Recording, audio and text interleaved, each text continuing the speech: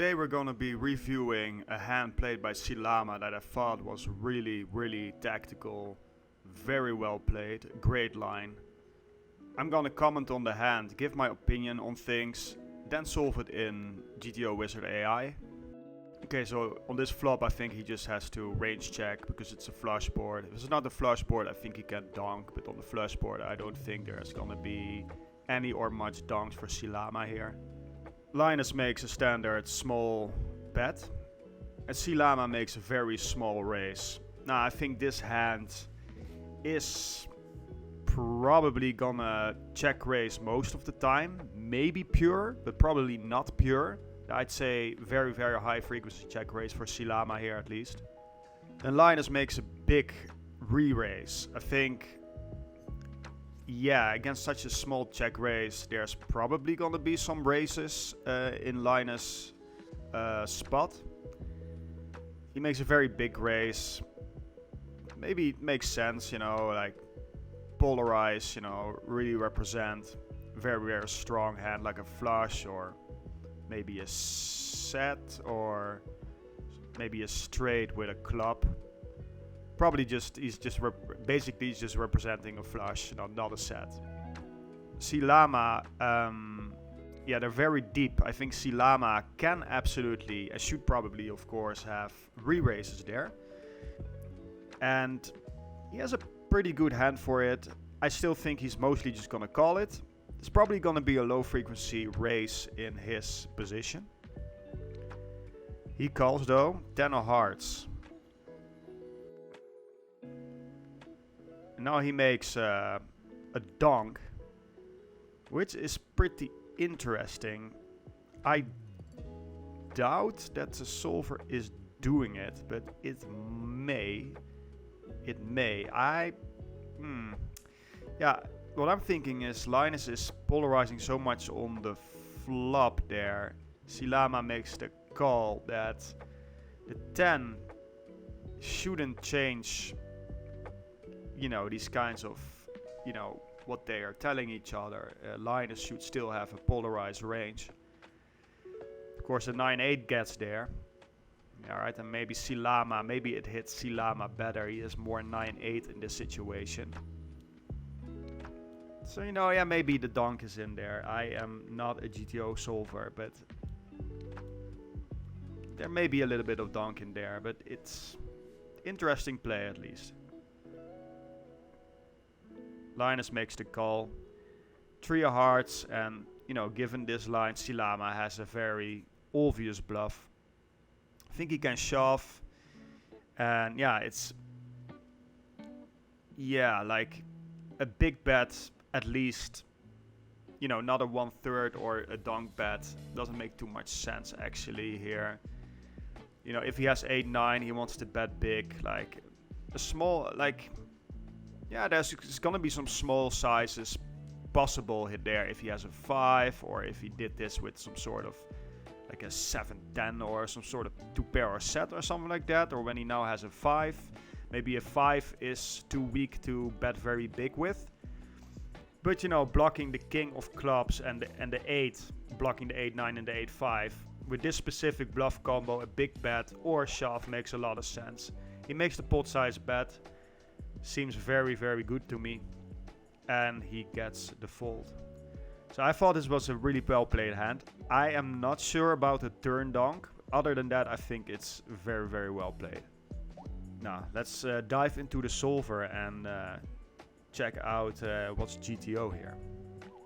Okay, so for the pre-flop I chose 2.5, which is what Linus chose, of course, and a 3-bet to 11. We don't know what SeaLlama chose, but he called, but 11 should be fine.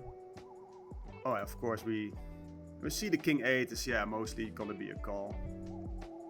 So let's go to the flop. Now, I said there wasn't going to be any donking on this flop, and on flush boards I think it rarely, if any, is. Yeah, I think on flush board it just rarely is. So he checks. Linus has a bet size of 155. And then SeaLlama's raise size 4.14. Okay, so yeah, I say we're gonna be mostly check raising, which just isn't the case. It's not gonna be many check races here. I mean, did I say mostly check raise? Probably gonna check raise most of the time. Maybe pure. I think I did, right? 10-8. 10-8 is mostly gonna be a check raise. But no, King 8 is, yeah, there's some showdown value involved. But it's pretty good hand to check raise, of course. Oh yeah, sorry, you need to actually set Linus's big raise size. And yeah, indeed, like he's gonna have some sets, obviously some flushes. So interesting, there's 6-3, that's an interesting one. It's a pretty high frequency raise. Deuces with the club, very interesting.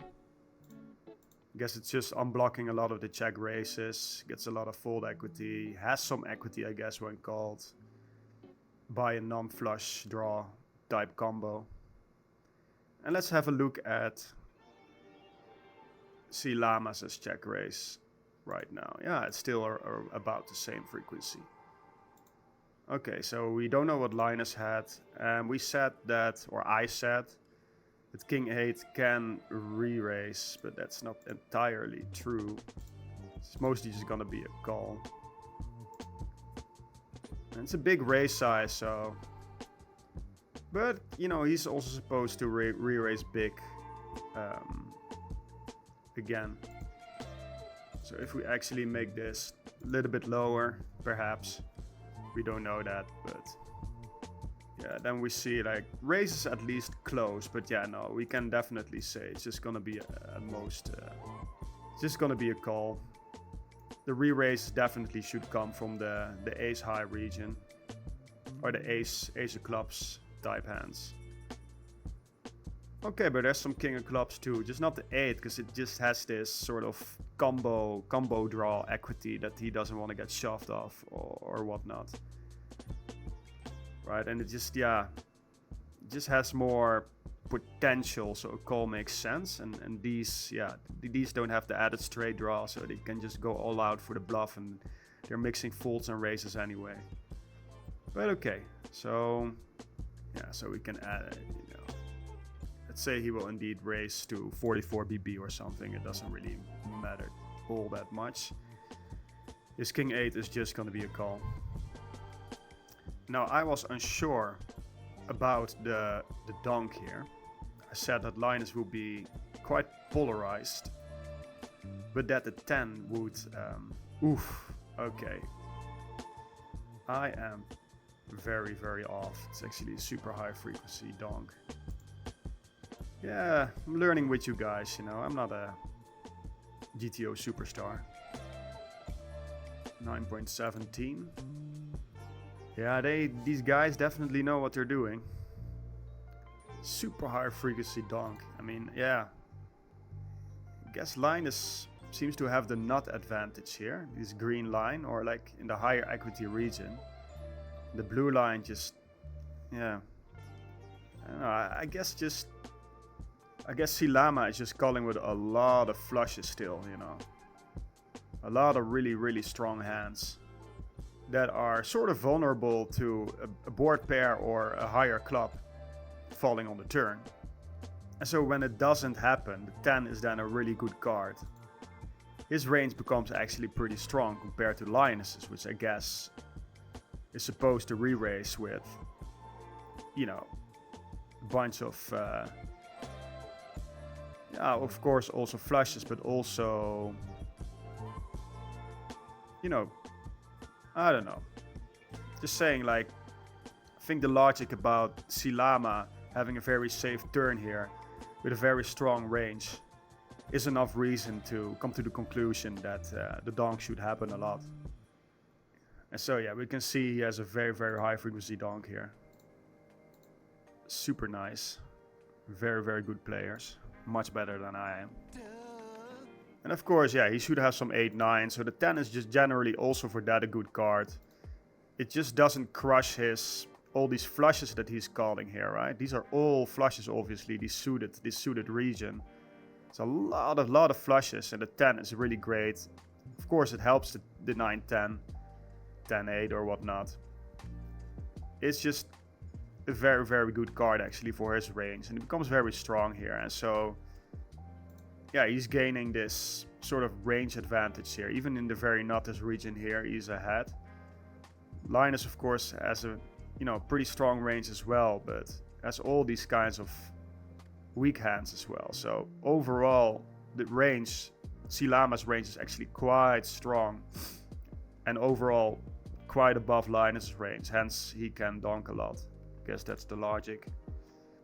Okay, so Linus calls 3 of Hearts River. And we indeed have a must bluff, of course. It's gonna be way ahead, like miles ahead. Not bluffing here, then you should probably just quit poker, yeah.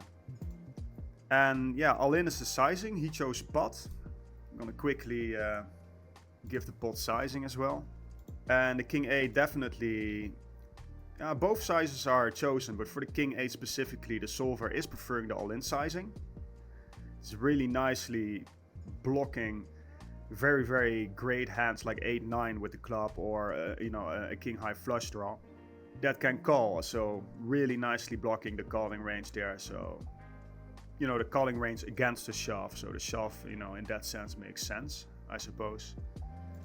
Gonna very quickly also give him maybe like a block size like 15% or something, just to see if the solver is choosing that one for, like I said, maybe a 5x. And indeed, like there are some 5x's that can choose a smaller sizing, and even these sets right here. So that is true. Like it can have a block sizing for weaker hands like this. 9-8 is still good enough for the pot size bet. And yeah, okay. So, and of course, now that we add the small sizing, the King 8, of course, is totally fine to bet pot with, but it would be probably a decent mistake. Yeah, pretty big mistake actually to block with this hand.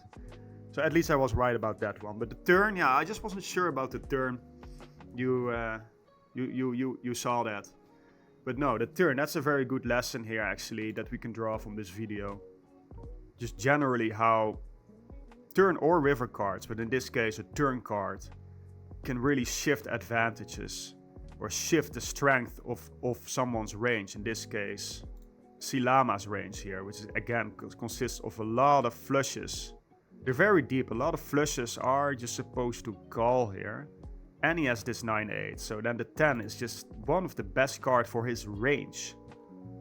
Not for any specific hand, but for his range overall. All these flushes, I mean that's a lot of all these suited hands. Okay, 7-4, but all these suited hands.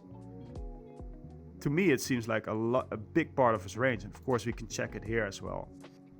We can indeed see that for the flush, the big blind, which is SeaLlama, actually has a flush advantage just because a good turn hit, and that's why he can donk. And that is the sort of it's the lesson we can draw from this. It's not only always just about the pre-flop action, who put in the last raise in the previous street, like I thought, like Linus has put in a big raise on the flop, so he must have the range advantage. He must be very strong, so we should give him, so we should check to him on the turn as well because his range is so strong. No, the turn was very good for SeaLlama's range and shifted things significantly.